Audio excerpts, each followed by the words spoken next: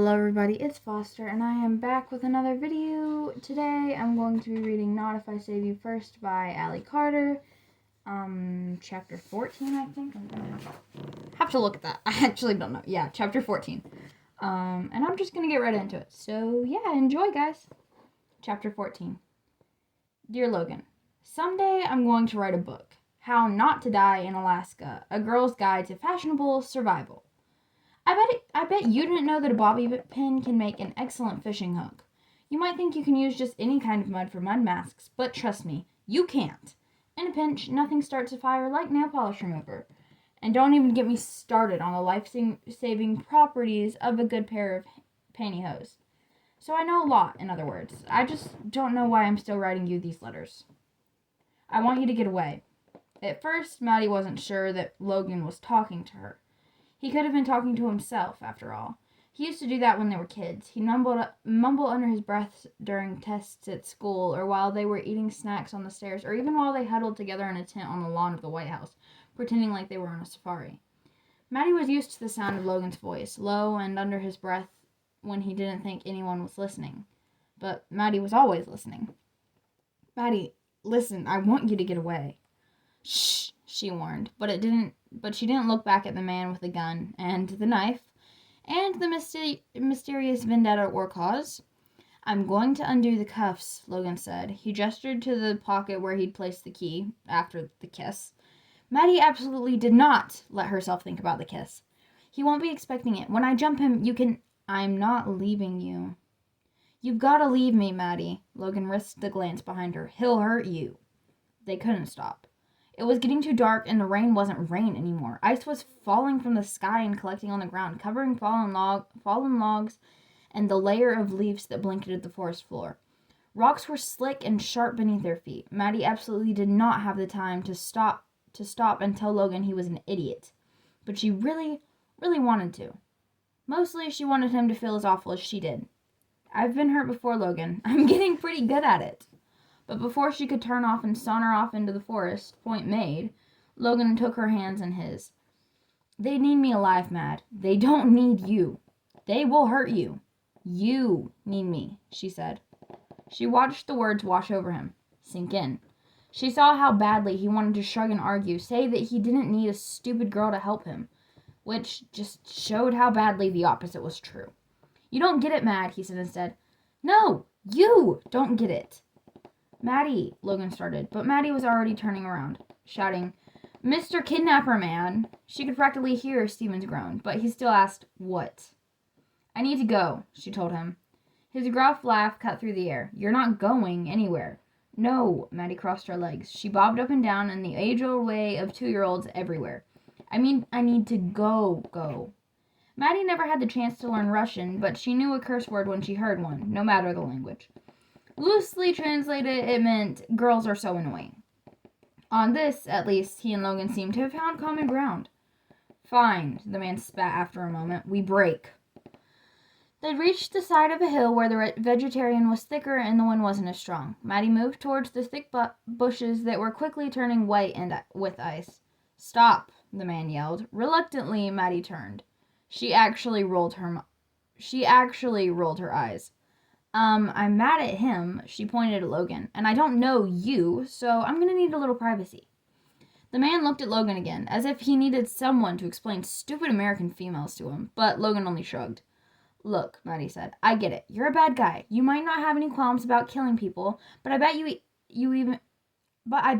even you have the decency to let a 16-year-old girl pee in peace. Maddie, Logan warned, but Maddie wasn't in the mood to listen. Instead, she stepped closer to the man with the gun. Stephen was strong, athletic, young, and he moved with such sure, easy grace that Maddie might have been impressed under any other circumstances.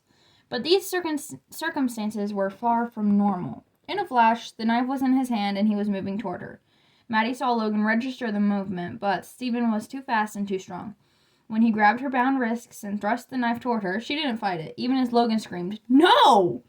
In the next moment, Maddie's wrists were free. Blood was rushing back to her cold hands, and they started to tingle and burn. She moved her fingers just to prove that she still could. Logan, on the other hand, stood staring. The man jerked his head towards the bushes and kept his knife on Logan. If you run, just remember there are parts of him I do not need at all.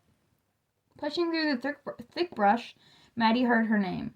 She spun to look at Logan, who looked like maybe he'd never see her again. I'm not worth it, he told her. She smiled. I know. Then she turned and pushed through the trees. Ice clung to the branches, weighing them down and covering the forest in shiny, frosty sequins. It was like the whole world had been bedazzled, and Maddie could at least appreciate that aspect of it. She was just starting to push aside a particularly shiny limb when something bolted out in front of her. No, someone. And Maddie didn't think about anything else. She screamed. When Logan heard the scream, he thought it was over. He just wasn't sure exactly what it was. Maybe this long, terrible trek to an even more terrible fate. Maybe the fear that had been growing inside him for hours. But no, Logan realized. What was over was the charade he was playing with that Maddie wasn't the most important thing in the world to him right then. The idea that she hadn't been for ages.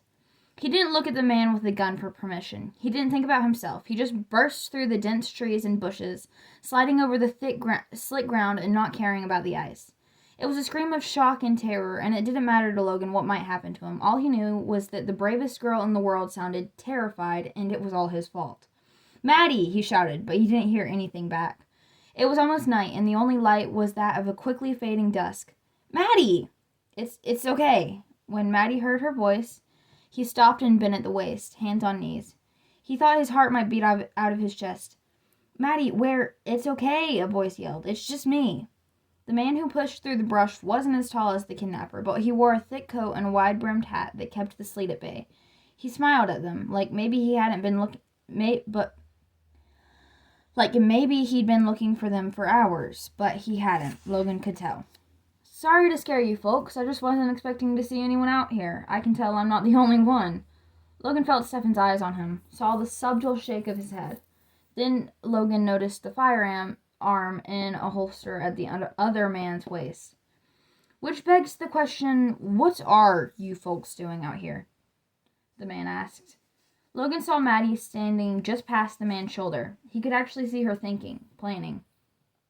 Nature hike, she said, and Logan felt Stefan coming up behind him. He felt the gun at his back. What are you doing here? Stephen asked. Oh, just checking on things before the storm settles and makes itself at home, the man said. He was dressed like a forest ranger. It made sense that some people would be posted in the vast wilderness, but Logan had never imagined they might cross paths with one. I think you folks are a long way from where you're supposed to be, the man said. No one should be out here on a night like this. There was some kind of war waging within Stefan. Logan could feel it. Logan had pulled the sleeves of his jacket down to protect his freezing hands, and that, coupled with the dim and fading light, meant that the ranger probably had no idea that Logan's hands were bound. Maddie was running around, apparently free. Did the man know that he just stumbled upon the kidnapping of the century? Had some kind of alarm been raised? Was every ranger within 100 miles looking for the first sun right then? Or was it this simply sheer dumb luck? Are you lost? The ranger looked right at Stephen. Do you know what you're doing? Yes, Stephen said. I do. But he wasn't talking about the route they were taking. The best tricks for staying warm and dry. Stephen's voice had taken on an otherworldly quality as he said it, as if he'd been pulled back into some deep sleep. And then he raised the gun. He fired once, twice, and the ranger fell.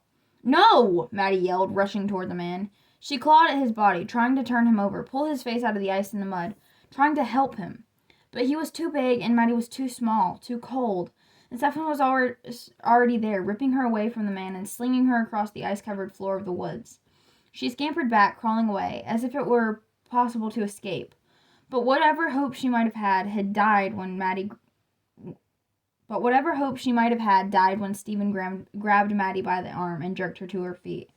When he pushed her toward Logan, she didn't say a word. She just threw her arms around Logan's waist and held him tight. They held each other as if it might possibly be the last thing they'd ever do. He didn't think a thing about it when she slid his hand.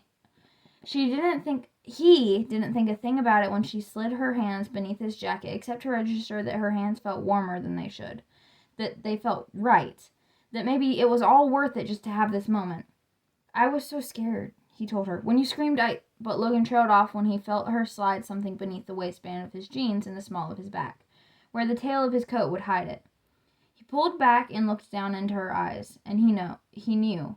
He risked a quick glance at the ranger's body on the ground, the empty holster. Logan wasn't sure whether he should be happy that they had a gun now or mad because this was almost as disappointing as the kiss. And that is the end of chapter 14. I hope you all enjoyed it, and I will see you in the next chapter, probably Monday. I hope you guys all have an amazing weekend, and bye. Love y'all.